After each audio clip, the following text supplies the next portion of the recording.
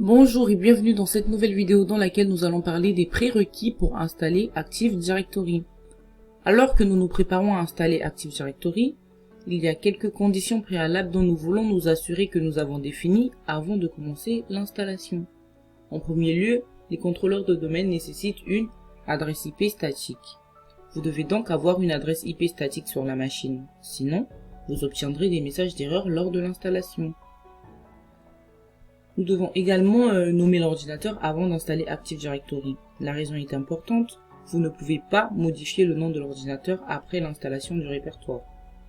Il faut donc s'assurer de le faire avant l'installation d'Active Directory. C'est un processus long et fastidieux pour le changer après en avoir fait un contrôleur de domaine.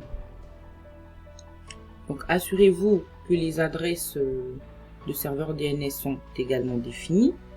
Ce qui se passe lorsque vous installez Active Directory, c'est qu'il vous donnera également la possibilité d'installer et de configurer ce service DNS. Et comme nous l'avons brièvement mentionné plus tôt, le DNS est un service qui prend un nom et le résout en adresse IP. Lorsque Active Directory est installé, il crée automatiquement plusieurs enregistrements liés au DNS. Quand il fait cela, il regarde l'adresse du serveur DNS sur la machine sur laquelle nous installons Active Directory. Quelle que soit cette adresse, c'est là qu'il tente d'écrire tous ces enregistrements.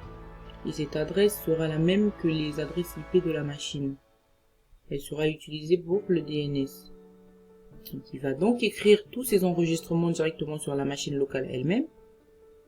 Et l'autre préoccupation est que le répertoire actif des fichiers de base de données de localisation est en fait une base de données. Donc, nous créerons, disons, un répertoire actif. Ils vont tous vivre dans ce fichier de base de données.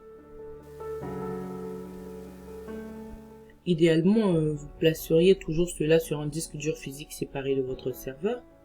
Lorsque vous installez Active Directory, cela vous donnera la possibilité de décider où toutes ces bases de données, fichiers, journaux, de transactions devraient disparaître. Vous pouvez donc décider maintenant de les conserver sur le lecteur C. C'est ce que nous ferons dans notre environnement. Il va donc sur le même lecteur que le système d'exploitation.